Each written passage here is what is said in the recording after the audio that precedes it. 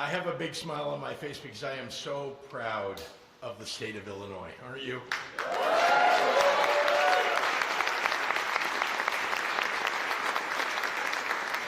Proud to be here in a little village to stand together with friends and neighbors in these troubled times.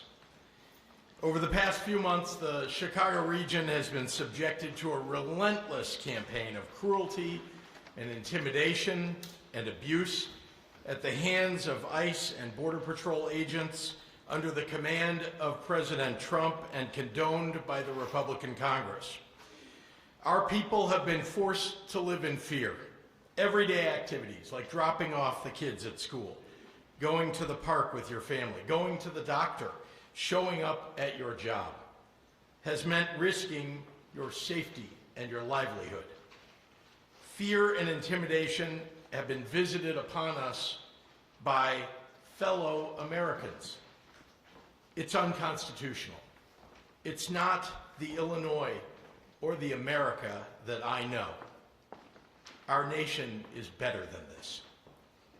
Standing here today with friends and neighbors, small business people, advocates, community activists, partners in government, and the General Assembly, I'm here today to sign into law an expansion of legal protections for the people of Illinois.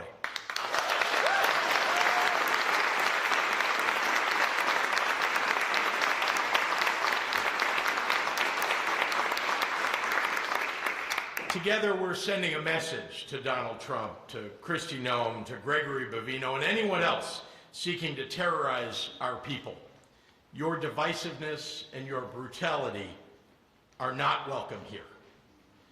I want to take a moment to thank all of the people across our state who have been working on the front lines in our neighborhoods and in the halls of the state capitol to help make today possible. We know that this new set of laws can't mitigate all of the harm, but it gives us new protective tools and is a symbol of our shared action against those terrorizing our communities and our state. To Lawrence Benito, to Linda Tortorella, to David Babb, and the organizations that have been on the front lines of this work, and so many of you here today, who were working on the streets of our communities and the halls of the Illinois Capitol building. There's a long list of tireless advocates to be recognized. Among those with us today are representatives of MALDEF and Legal Action Chicago, the Chicago Public Defender's Office, Illinois Coalition for Immigrant and Refugee Rights, National Immigrant Justice Center, Legal Counsel for Health Justice, and the Resurrection Project. Thank you. Thank you to the immigration lawyers who have been counseling our families, the trainers who've led Know Your Rights workshops, operators who are answering the Family Support Network hotline, and the hundreds of everyday Illinoisans who have become rapid responders and answered the call of neighbors in need. The system we have built here in Illinois is nation leading. People are watching what we are doing and copying what we are doing. You all help to ensure that our welcoming values are not just words, but policies and programs that others can learn from. Many individuals in the audience today are integral service providers in immigrant communities, providing support, education, care, and solidarity to immigrant families. Your work, your partnership is more important now than ever before, and we appreciate you. And a huge thank you to my colleagues in government, especially in the General Assembly, President Don Harmon, Speaker Chris Welch. I want you to note, by the way, this is the leadership of state government that is here today. We all don't come to bill signings every time. We all don't come to every event about every subject, but we're here today together, along with, of course, our partners in the Latino Legislative Caucus, the Latino Caucus in the City Council, Alderman Mike Rodriguez, Secretary Teresa Ramos, Secretary Dulce Quintero, Director Heidi Miller. So many of us in state government are working hard to make sure that we're getting things done to protect the people of the state of Illinois. After what our communities have experienced, we understood that our response needed to be deep and comprehensive to counter the Trump administration's depravity. So today, I'm signing a slate of laws designed to protect our people, to recognize the dignity of our people, and to uphold the values of our Constitution. We have seen federal agents routinely target places where everyday people were simply trying to live their lives: hospitals, schools, and child care centers. This has never been about fighting crime. Never. If you're trying to prevent violence and protect public safety, you don't attack child care centers and church parking lots and schools. But we know this is not about public safety. In a list of arrested individuals in the Chicago area made public, only 2.6%, or 16 out of the over 600 names listed, were considered to be high public safety risks by the federal government. It's about forcing our neighbors to make impossible choices between receiving health care, seeking justice, or receiving the education they deserve and facing immigration enforcement, to advance a racist and anti-immigrant agenda of this federal administration. This targeting is both deeply inhumane and extremely disruptive, both of which are intentional. It has been made harder for our people to learn or work or seek care, and harder for our society to perform basic functions. It is simply untenable to make these places that people avoid or fear for their safety. With my signature today, we are trying to protect people and institutions that belong here in Illinois.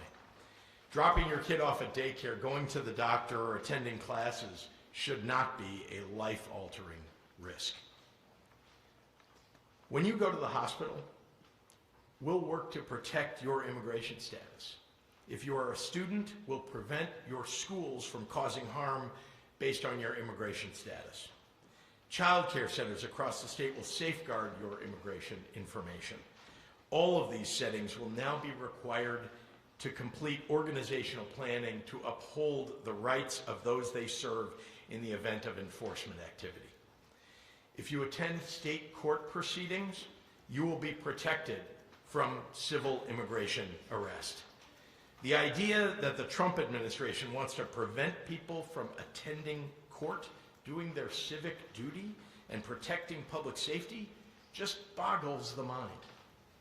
And while we are solidifying protections in response to these actions, we are also demanding accountability by those who perpetrated them. This legislation that I'm signing today will allow for a civil lawsuit against law enforcement officers who violate the Illinois or United States constitutional rights of the members of the public that they are supposed to be protecting.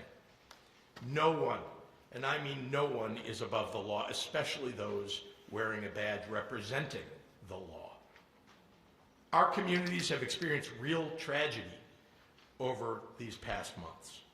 It has been a time of extraordinary grief, but it has also been a time where Illinoisans have demonstrated our extraordinary capacity for kindness and compassion.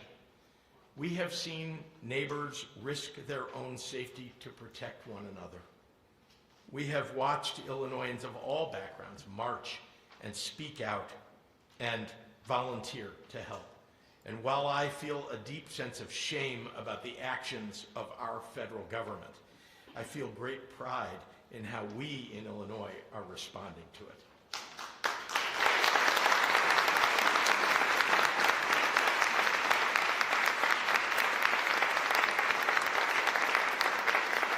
Illinoisans, in the face of cruelty and intimidation, have chosen solidarity and support. That should not be overlooked. Donald Trump, Kristi Noem, and Gregory Bovino tried to appeal to our lesser instincts, but the best of us are standing up to the worst of them. With that, I'm very happy to hand this podium over to a great partner in our General Assembly and in this endeavor, a leader in protecting our immigrant communities, and that's Senator President Don Harmon.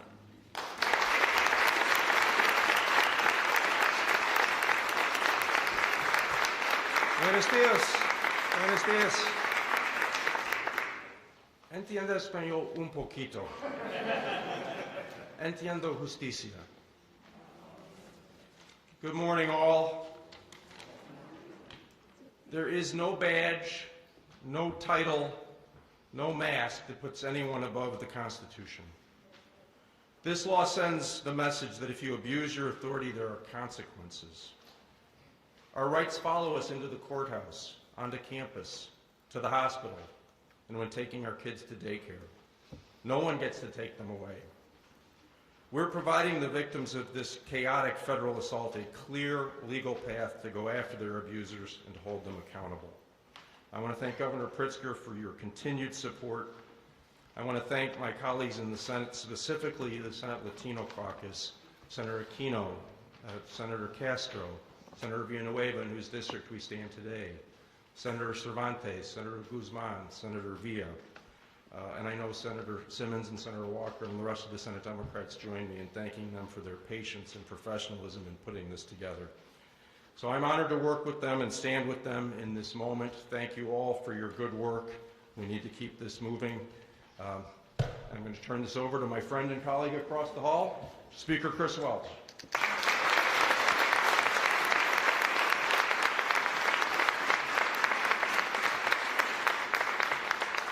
Good morning, everyone. Governor, colleagues, advocates, thank you so much for your partnership that brought us all here today for this historic bill signing. I want to give a special shout out to the House Latino Caucus, for without them I would not be here as your speaker, for without them I would not be here as your bill sponsor. I thank them for trusting me to be the sponsor on this issue. But honestly, they did the hard work. Can you give it up for our House members?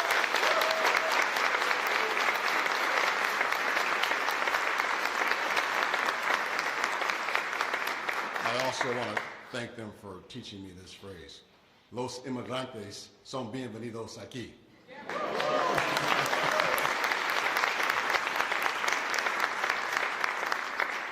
I told my colleagues almost 1 year ago at the inauguration of the 104th General Assembly that we were given this moment and it was up to us to use it.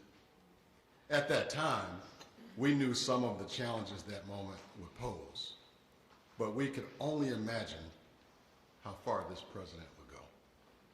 Masked agents raiding child care centers, traumatizing our children, children zip-tied and dragged from their parents, pregnant women shackled to their hospital beds. So when I stood on the floor in October to pass this bill with our colleagues, I again talked to them about the moment that we are in.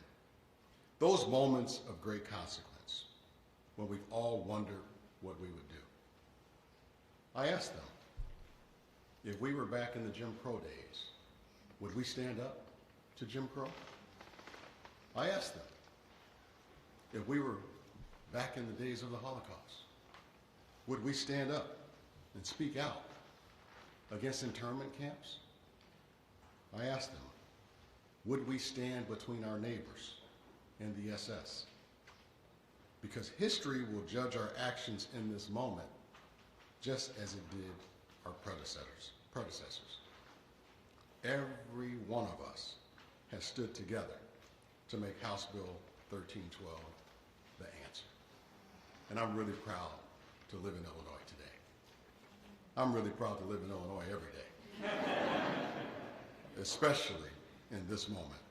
In this moment and the moments to come, we will stand up for the rights of every person. We will stand up for our neighbors and our communities. We will stand up to racial profiling. We will stand up to reckless hate, and we will stand up to tyranny. No one should be living in fear when they bring their child to daycare, when they pursue an education, or when they walk into a courthouse to defend their rights. No one. And that's why I'm so proud that the governor is going to put his signature on this legislation today. This legislation, ladies and gentlemen, is not about politics. It's about people.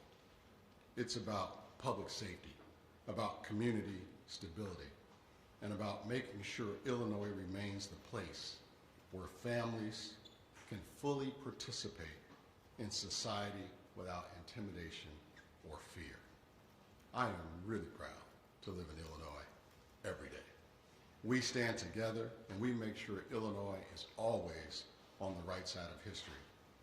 And I gotta tell you, we always stand by our values: fairness, compassion, and respect for every person who calls Illinois home.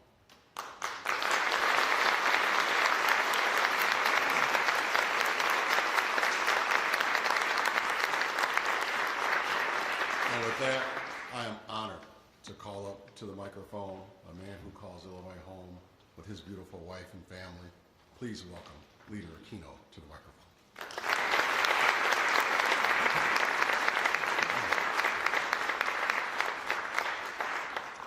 Permiso. Excuse me. Buenos días. Good morning. I'm a little shorter than that.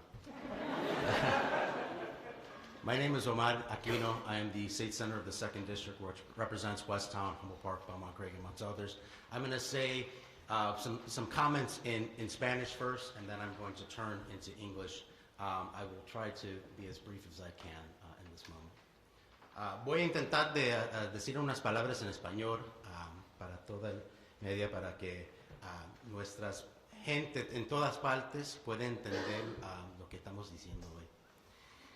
Hoy es un gran día aquí en el estado de Illinois porque el gobernador va a firmar una legislación que intenta de proteger nuestras comunidades en todas partes de este estado. Especialmente esas comunidades que tienen inmigrantes que viven ahí, inmigrantes que son latinos, inmigrantes de todas partes, todos. Estamos viviendo en una época en nuestra vida que en ningún lugar es protegido en contra del terror de este gobierno federal. No las iglesias, no las escuelas, ni los hospitales. Pero esa es nuestra respuesta de intentar de proteger nuestra gente. No es perfecto en ninguna manera. Si los agentes federales van a hacer algo ilegal, lo van a hacer. Aunque tratamos de poner nuestras protecciones al frente. Para cada miembro, especialmente, no exclusivamente, pero especialmente de caucus latinos, aquí en el estado de Illinois, esto es muy personal. Es personal porque están trabajando en la frente, en the front line, con sus comunidades, a asegurar que nuestra gente están protegidos, a trabajar con esas familias separadas, a ir a los diferentes lugares, a Broadview, a protestar, a cualquier cosa, estar ahí al frente ayudando. Pero también nuestro trabajo es pasar legislación. Y eso es lo que estamos sucediendo hoy y con la ayuda de muchos aliados que no son de la comunidad latina. Yo soy boricua, yo soy puertorriqueño, que dice que si nací en la isla o nací aquí en Chicago, yo soy un americano, soy ciudadano. Pero estamos en una época que aunque soy americano, soy ciudadano y represento una comunidad muy puertorriqueña, hay puertorriqueños y hay ciudadanos de todas partes que están diciendo, antes que me voy de la casa tengo que llevarme el pasaporte. En este país hay que llevarse el pasaporte cuando somos americanos, cuando somos ciudadanos. Es algo que no es justo, no debería ser. Esto fue muy personal para mí, cuando los redes vieron que un día en Humboldt Park, en la comunidad, en el hospital de Humboldt Park, agentes de federales llevaron a un señor que estaban persiguiendo, que se lastimó y lo llevaron al hospital de Humboldt Park Health. Y los administradores del hospital, sabiendo que tuvieron que dar, obviamente, el servicio médico a esa persona, también querían estar seguros que podían proteger los derechos de esa persona. No importa si esa persona era inmigrante o no, legal, ilegal, lo que sea, era un ser humano que iba a dar servicios. Pero habían dos agentes con él y no dejaban de hacer los servicios solo al señor. So, llamaron a una persona, a un electo, a la concejal Jessie Fuentes, y ustedes vieron que unos de los agentes, solamente para preguntar si ellos tenían un papel de justicia que decía que ellos podían llevarse a ese señor. Solamente por una pregunta para proteger los derechos de ese ser humano. Unos de los agentes agarraron muy bruscamente al electo y la arrestaron por un tiempo. Después, en ese día, yo y mi familia recibimos servicios médicos de ese hospital. Yo vivo a 2 cuadras. En la mitad, en una cuadra afuera de ese hospital, hay un centro infantil, un daycare center, que mis 2 hijos gemelos que tienen 4 años van a ese centro. Cuando ese día mi esposa y yo recibimos una nota que iban a cerrar, lockdown, que no iban a dejar a nadie, ni a los padres, ir adentro del centro. Porque estuvo un carro de los agentes federales estacionados al frente. Y la pregunta era si eran tan agresivos de ir adentro de un hospital, ¿qué le dice que no van a entrar a un centro infantil? Esa es la razón que hicimos estas legislaciones. Algunos de mis colegas, no les voy a decir quiénes, pero preguntaron, ¿ustedes están exagerando lo que está pasando en Chicago o en todas partes del estado? Tienen que estar exagerando. No puede ser que esos agentes federales van a entrar a un centro infantil. Pasamos la legislación y en días después, entraron a un centro infantil en Chicago. Esto es nuestra respuesta y vamos a seguir respondiendo, protegiendo a nuestras familias, a nuestros vecinos, a todos. I will now say my remarks in English. And those were my brief remarks.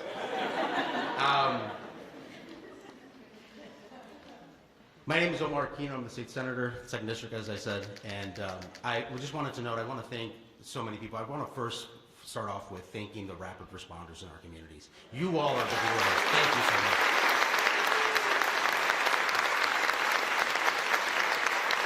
To all our allies that sat through the negotiations of all these pieces of these legislations that we put in front into one package, I want to thank you all for your time and dedication. I want to thank not only my Latino caucus colleagues, but all the other allies that we have here from our allies in the General Assembly. Thank you, too, for your support. I know that this also is happening in your communities as well, and you're standing up. And even if it's not, you all have stood out and supported, so thank you. This is our response to the terrorism that we are seeing happening in our communities, terrorism from our own federal government. You know, I shared the story in Spanish about how what brought me to this work, and particularly more presently and personally, is that you know, I myself am Puerto Rican, which means that if I was born in the island or born in Chicago, which I was, I'm an American citizen. I'm a citizen. My family, I married a Mexican American. Her families are all citizens. My father-in-law is a Mexican immigrant that became a citizen. My mother-in-law was born in New Mexico, and her family's been there when it was originally Mexico, but she is a citizen. My children are citizens. But that doesn't prevent from the feeling of fear and terror that I shared, where people, even somebody from my community in Humboldt Park, that are many are Puerto Rican, that feel that they have to have their passport with them when they leave home. to make sure that they can prove their identity as a citizen. But even that doesn't really do much. We are passing a series of one piece of legislation, but with a series of things in it, in our intent to better protect our community members. One of the questions that we were sort of asked, and I won't say from what colleagues and who, but was like, are you all from the Latino caucus exaggerating exactly what's happening? It can't be that bad. Even though they see it on social media, we see it on our news daily of what's happening. And we said, absolutely not. We are not exaggerating. Actually, if you want, we don't want to see any community go through this, but if you want to see it firsthand, feel free to come to our communities and see this yourself. This shouldn't happen anywhere, especially in this country. Now it's moved on, not moved on, it's gone to North Carolina and other places, and it's terrible, but we need to have a response. And so I will end with this. I have a question I want to thank, because this is not only an Illinois response, this is a Democratic response. Every single vote that was taken here was a Democrat that voted for this. So I have a question to my Republican colleagues. What more needs to happen so you can wake up to see what's happening in our communities, that they're terrorizing our communities? Do you need ICE to show up in front of churches? They've done that. Do you need someone to be shot and killed in pursuit? That has happened. Do you need someone to be arrested or detained, not questions if they're an American citizen or not, just because they're asking if they have a judicial lawful order? That's happened already. What more needs to happen? That you will come and support us, to be behind us, and vote on a bill. It is easy to vote no, to do nothing. This is time for everyone to speak up, including those on the other side. Those that say, don't tread on me. The government's treading, my friend. When will you speak up? When they come after you? When mass, unidentified federal agents go to your small town? Go to your churches? Go to your schools? Your daycare centers? Is that when? Will it be when it's too late? I hope not. I will now introduce a great fighter in this, Representative Norma Hernandez.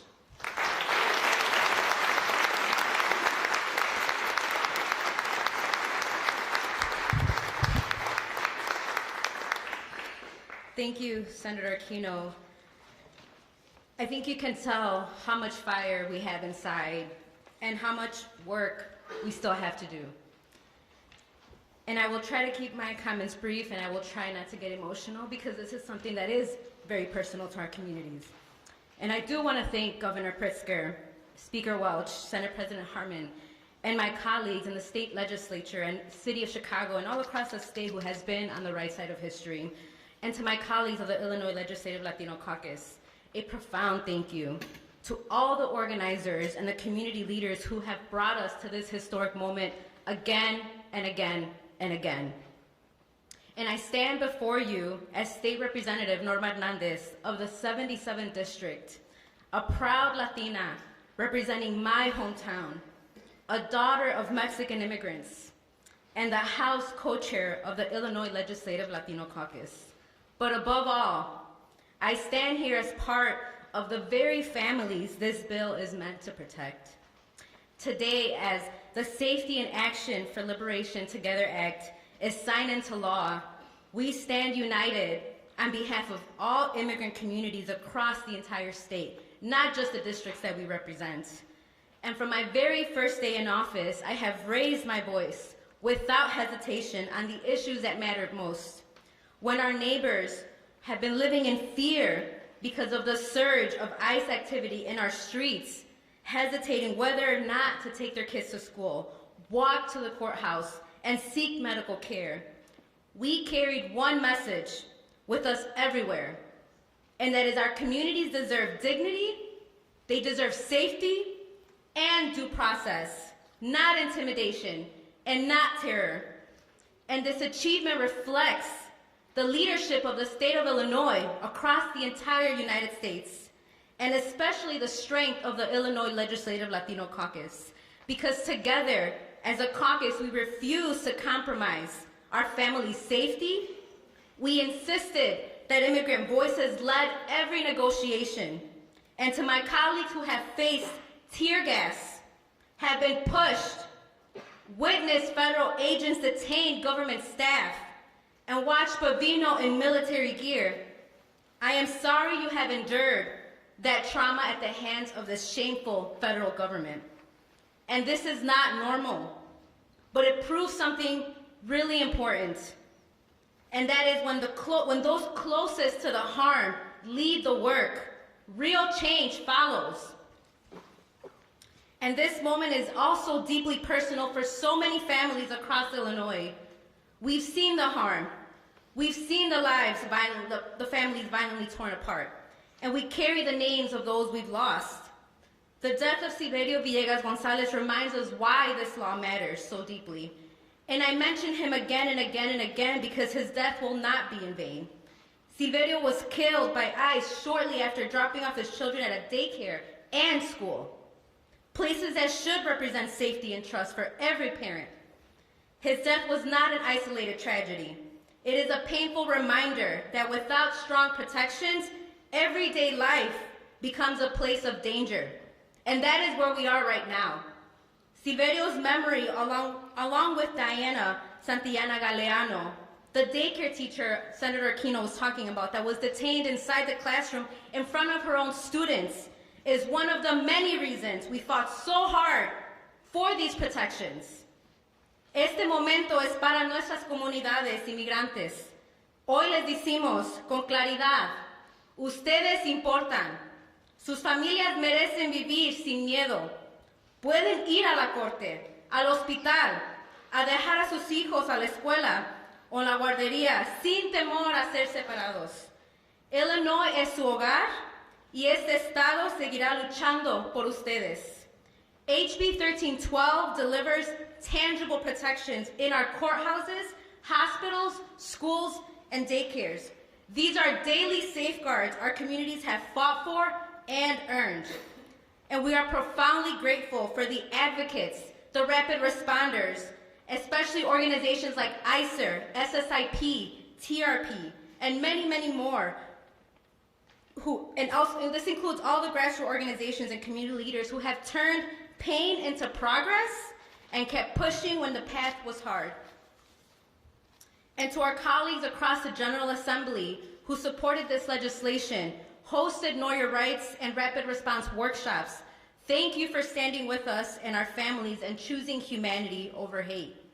And to our immigrant communities, this law is for you, and our work is far from over, but we will continue fighting every single day for our families so they can live in Illinois with full dignity and without fear.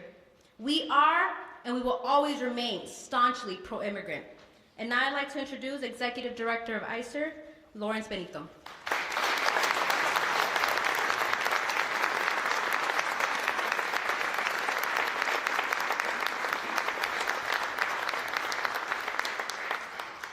Good morning.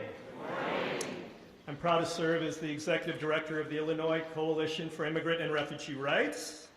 I want to start off by thanking the Governor, President Harmon, Speaker Welch, members of the General Assembly, allied organizations, and of course, our community members for your work to make HB 1312 the law of the land in Illinois.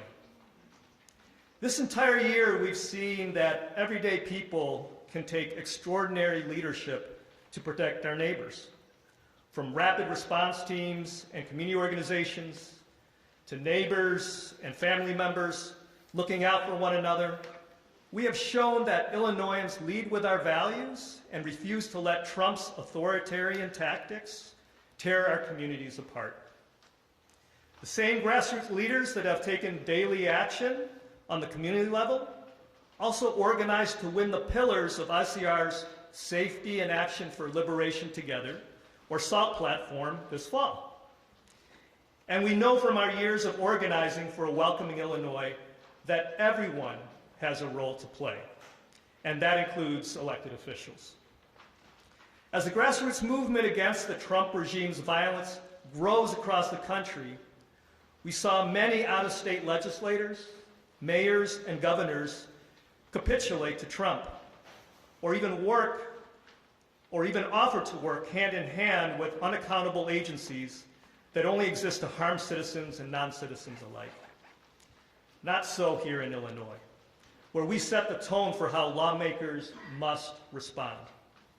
Governor Pritzker, Speaker Welch, President Harmon, and leaders within the General Assembly, including the Latina, Asian, Black, and Progressive caucuses, listened to the People Power movement, and today are successfully building on Illinois' long history of welcoming policies. Of course, there's still work to be done. The violent attacks on immigrants in all communities are going on still today. And agencies like ICE have harmed our families since long before even the first Trump administration. We look forward to building on this landmark victory in the next year and continue striving towards justice so all Illinois remains a place where all families can thrive, where we look out for all our neighbors, and we remain a welcoming state for all people. Thank you.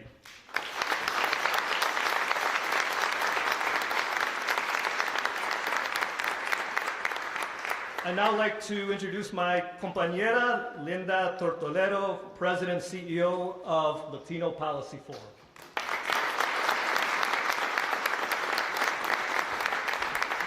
Buenos dias, good morning. My name is Linda Sochi Tortolero, President of the Latino Policy Forum. I will be repeating my remarks in Spanish. The forum advocates on behalf of Illinois Latinos for policies that protect immigrants and support English learners and immigrant students. As we collectively witnessed and experienced the use of unjustified violence and trauma and devastation in our communities, immigrant and educational advocates push strongly for these protections that will be enshrined today. We would like to thank our partners, including ICER and MALDEF, leaders in the Illinois General Assembly, and Governor Pritzker for signing this critical legislation. We must always prioritize basic human rights, such as the safety and well-being of our children and young people. I am proud that in Illinois, we are committed to fulfilling that obligation to every child and young person, despite theirs or their family's immigrant status. No parent should fear dropping their child off at childcare. No young person should worry about their safety on their college campus. No one should fear seeking justice at a courthouse. Yet that is the reality that so many in our community are living with today. And in Illinois, we're fighting to protect against that. When immigration agents enter early childhood learning spaces to forcibly detain a beloved teacher, it instills fear and trauma that will impact their future learning and growth. Child care providers have operated in fear and confusion since the federal government abandoned the protected areas policy. Providers deserve safety too. HB 1312 ensures early childhood providers are prepared to protect children, families, and workers in these critical moments. Undocumented university students and students from mixed status families already navigate significant barriers to higher education. When immigration enforcement creates fear on campus, it doesn't just impact undocumented students, it disrupts entire learning communities.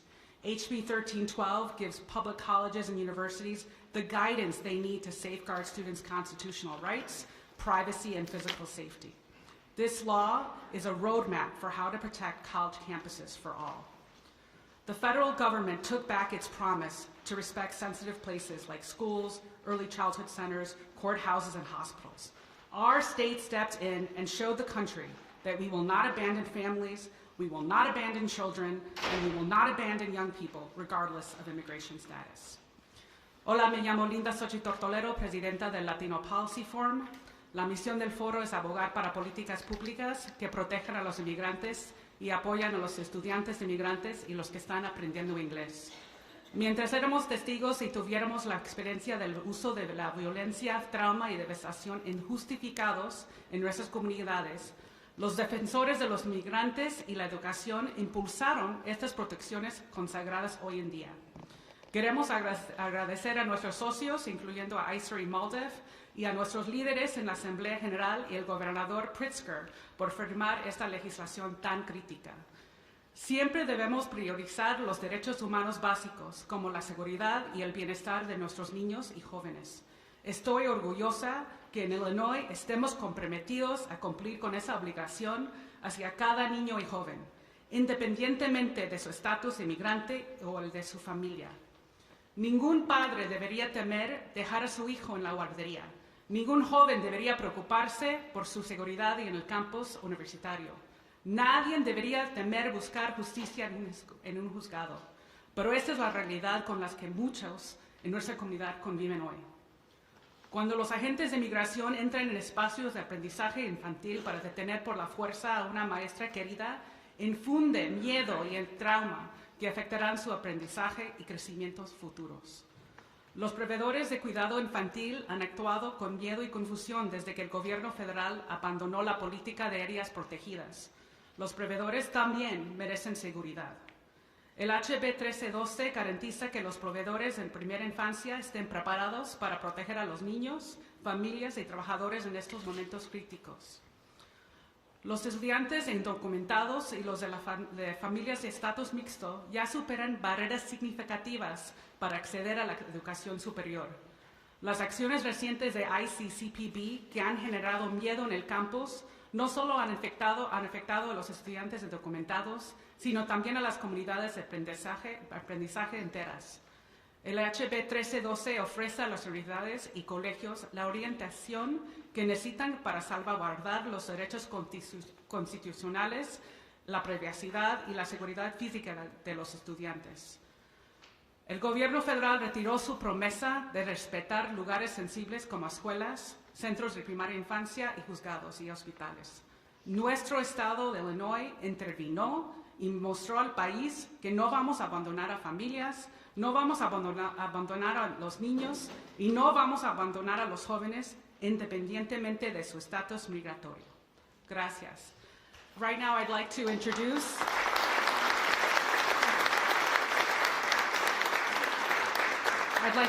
a great colleague and great champion, Elizabeth Cervantes from South Suburban Immigrant Project.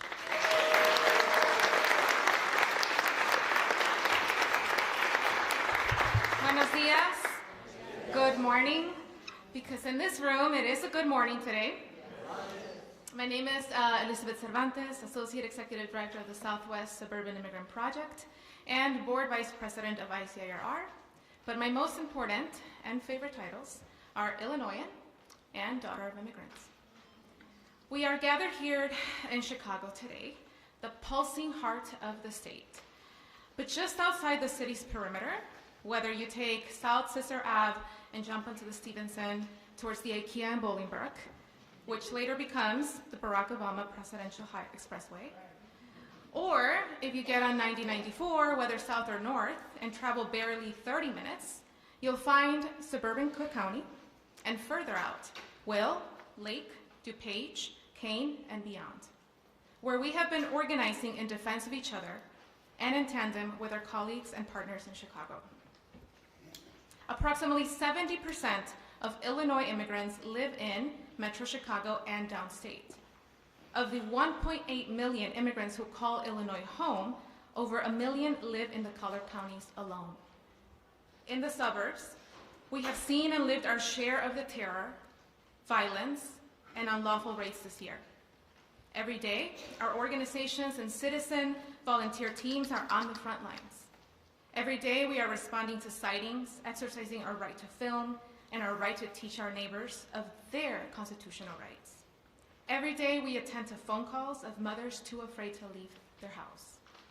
Because masked agents in unmarked tinted cars, unnecessarily armed, dodging due process while they take fathers, mothers, workers, and anyone that looks brown, has become the recurring theme in our streets. As if that's not traumatic enough, we noticed and documented when immigration enforcement crossed over to places once considered sacred, like hospitals, churches, local courthouses, college campuses and daycares, weakening the trust these institutions are meant to foster, and leaving public officials, service providers, teachers, administrators, pastors and deacons, doctors and professors, scrambling for answers and unsure how to protect people. So we continue to work, collecting stories and recommendations from our immigrant residents, and together with allies, movement lawyers, community leaders, and our champions in the General Assembly, we mapped out a vision of what we could legislatively do about it. And we called it SALT, because salt melts ice.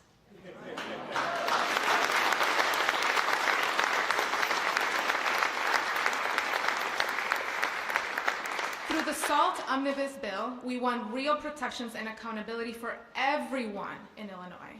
I must especially highlight the healthcare sanctity and privacy component of this bill, which was born out of a story in my own community.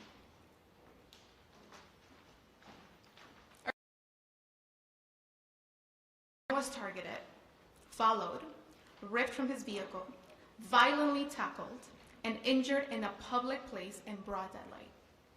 The ICE agents hurt him so that they personally took him to the emergency room up the street. For hours that morning, we investigated and accompanied his family as they tried to understand what had happened. But while ICE agents and their supervisor remained inside and past the ER doors, where patients were admitted and doctors and nurses were working, the family was denied access and the hospital gave no answers. Together with my state representative in the 85th District and the health policy team at ICIRR, we drafted essential legislation that will now require hospitals to adopt consistent procedures when interacting with all law enforcement, empowers patients to understand their privacy rights, and protects hospital staff by giving them clarity and liability protection when they follow the law. Today we are taking a necessary and brave step to further protect our rights and our dignity, and to affirm the humanity of everyone in our state, from Chicago to Joliet to Peoria. But we will need your help to ensure the prompt and adequate implementation of these laws. Our organizations are surely ready if you are. To our community leaders and tireless advocates, those here today and those who are watching, thank you. Gracias. Shukran. Kamsahamnida. Siesye. You are the movement that has led us to this day, because we envisioned the state we needed to be and fought for it. We honor you, and despite our broken hearts, we are celebrating and sharing the joy of this moment with you. And finally, to our community members, our neighbors, wherever you are right now. Parents at home taking care of babies, workers at work keeping our state and communities running, students taking their final exams right now with their families on their mind, individuals without family in the States, those detained at centers across the country and those fighting their case, and those who have been deported. You are the reason for this movement. You have rights protected by the Constitution of the United States of America. And regardless of what you hear, you belong, this is your home, and we will fight and take care of us.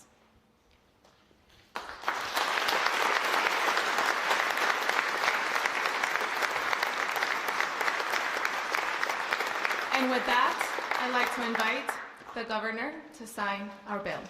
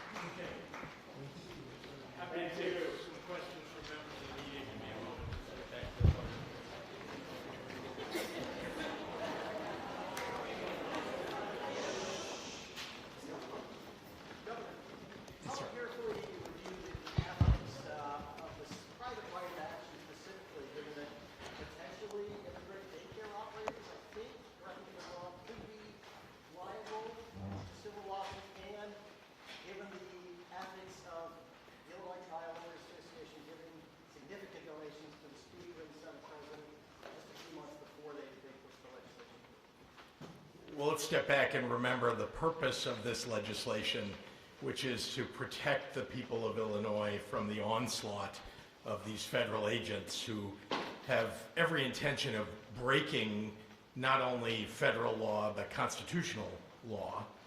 And the effort here was to put something together that would stand as a bulwark against that. Many attorneys looked at the language of this legislation. There are many pieces of it, as you know, and it was designed to be brought together into one piece of legislation and led by the two leaders of each side of the General Assembly. So we believe that it's in good shape. We believe that it's all been done. I know that it's all been done with good intentions, and it will, in fact, help us to protect people. So that was the purpose. That is what we are effectuating today. Sarah. Daycare operators be exposed. Sorry. Could immigrant daycare operators potentially be liable for lawsuits? I mean, I'm sure that there are people who don't like this law who will try to stand up against the law. I can't speak to the particular provision that you're talking about, but just that whenever you enact something that is tough, that is about protecting people, there are going to be people out there who attack it. And, you know, no doubt they have the ability to go to court about it, but I believe this is not just a good law, but a great law. Sarah. Just to follow up on that, can you explain a little bit more about the organizational planning that daycare centers and churches have to do? I mean, exactly what do they have to do? Do they have to submit more paperwork to the state? And does this apply to every single church and daycare center in the state?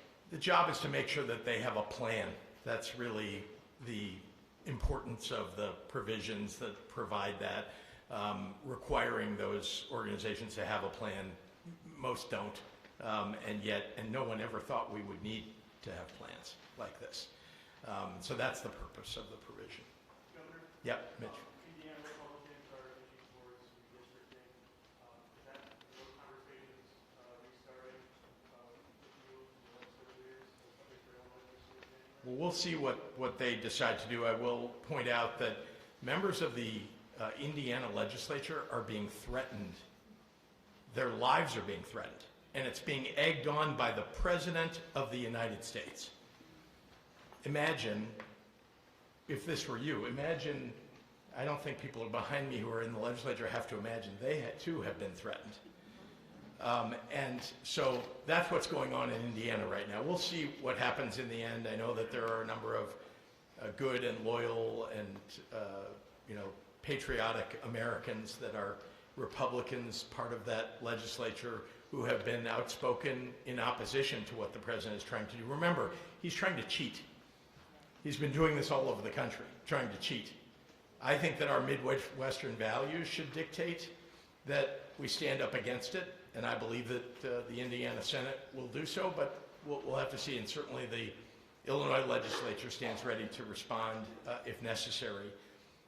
But I will be clear to the folks in Indiana that we won't stand idly by. Now, we'll see whether we need to take action or not, but we won't stand idly by, and we will, in fact, stand up for the rights of the people, not just of the state of Illinois, but for the nation. Yeah, Olivia. I mean, how would that look at this point in the election cycle if Illinois responds in kind to the redistricting process? Complex. Governor, one question about the Federal Transportation Authority and the letter to the CTA. Can you talk about your thoughts on that? Sure. This is the federal government threatening state and local government with taking away federal funds for a purpose that they're not allowed to. But we've seen that before from Donald Trump breaking the law. And let me just say that you all saw that the legislature took monumental and very important action to protect our transit system and indeed the security of the people in the transit system. That's part of the legislation that was just passed in the veto session.